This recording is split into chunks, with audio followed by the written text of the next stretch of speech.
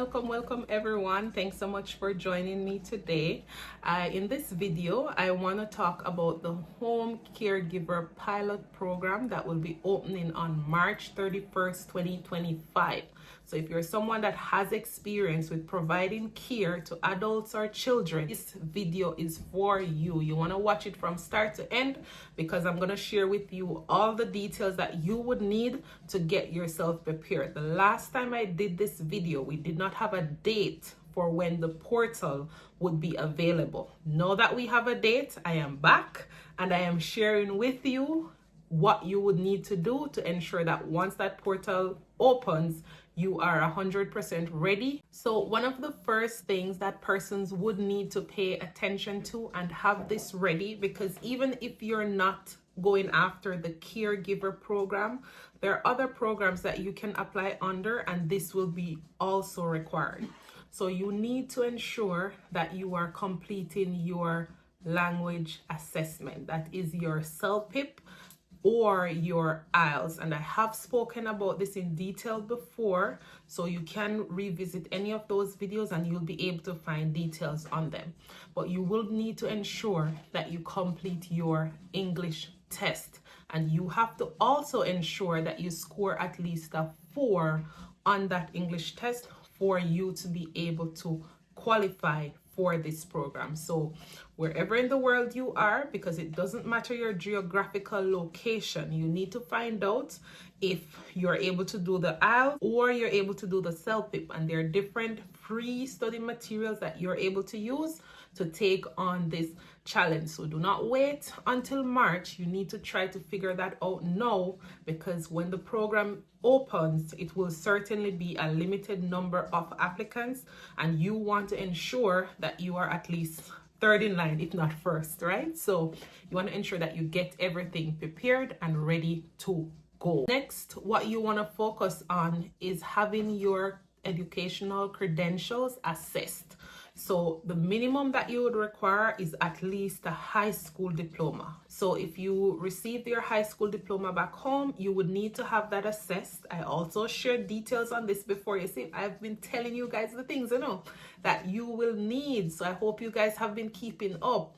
So you will need to have your credentials assessed by West. That's the name of one of the organizations that's recognized, that's able to assess your credentials to see what it's equivalent to on the Canadian side of things. So even if you have a diploma or you have a degree or you have a master's, whatever it is that you have, you would need to ensure that you have that assessed. So this is ready to go once that program launches. This is a question that I actually get on my socials a lot, where persons reach out and they're like, hey, I'm not working now, but last year I was working as a caregiver, or a year and a half ago I was working as a child care provider. It's not a case where you would have to be working right now based on the criteria that were required for the program previously. So what they required was that you would have gained the experience that they're asking for. Typically, it is at least 6 months of experience,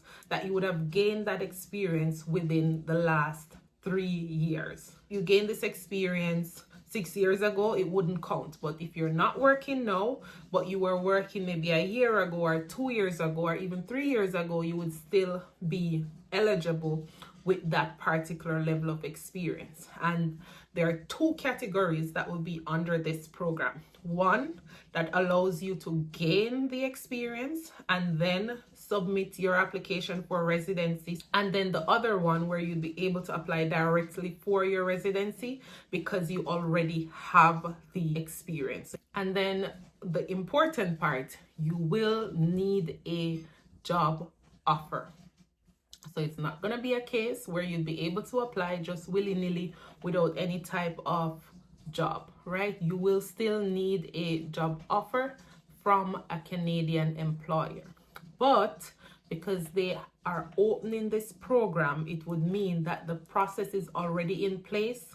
So it makes it easier for you when you're having these conversations with persons. Because imagine applying for a job, getting through, and then the person not necessarily being familiar with the process, then it makes it a little bit harder on you, and you may have to go into a whole situation where you're explaining how the process works to someone. But because it will be out there, it will be on the government's website, you know that it's not anything that's under the table or anything like that, then it will be easy to relay this information to your potential employer or sponsor, right? So you definitely want to ensure that from right now you start looking for jobs. I've shared websites on here. In the coming days I'll share additional websites where you are able to pretty much connect with these employers. You need to get your language test done. You also need to get your educational documents assessed. You need to start working on getting your experience documented or getting your experience done, whatever it is for your particular situation. You need to work on that. And then of course, you need to start looking for jobs. And a big part of looking for jobs is ensuring that your resume is in the Canadian format and your LinkedIn profile is optimized. For a lot of persons, it can work with just your resume and your cover letter. The LinkedIn just gives you an additional boost. I'm going to have a link down below where you can book a one-on-one session with me, and I'll work with you on having your resume properly formatted for the roles that you're targeting. So if you're somebody that's going to target caring for adults, I can help you with your resume. If it's a case where you're targeting working with children, I can also help you with your resume. So depending on what you're targeting or what type of experience you already have, we can work together to ensure that your resume is ready and you have a optimized cover letter to go with that resume so you can start applying for these positions. You don't want March to roll around and you're left out in the cold. As I mentioned, with other programs and even with this similar program to this that was launched last year, it was a case where they only took a certain number of applicants, and once they reached that cutoff, it was closed. I hope you found the tips that I shared helpful. I hope you're ready to take action. You see how much times I said I hope, because I'm really hoping that this year is your year. I hope that you have the experience, or you're looking to get the experience and you're just amped and ready to go. I think this is really good, will be really good for a lot of persons, and if you are ready and you make yourself prepared, I am sure you would be successful. So don't forget to like, subscribe and share, and I will definitely be posting more videos. Get to the point of the portal opening, I'll definitely do a video again that gives a full walkthrough of going through the portal and what is required to upload and all of that, and answering as many questions as I possibly can through the comment section. So I look forward to connecting with you guys. Talk soon. Bye.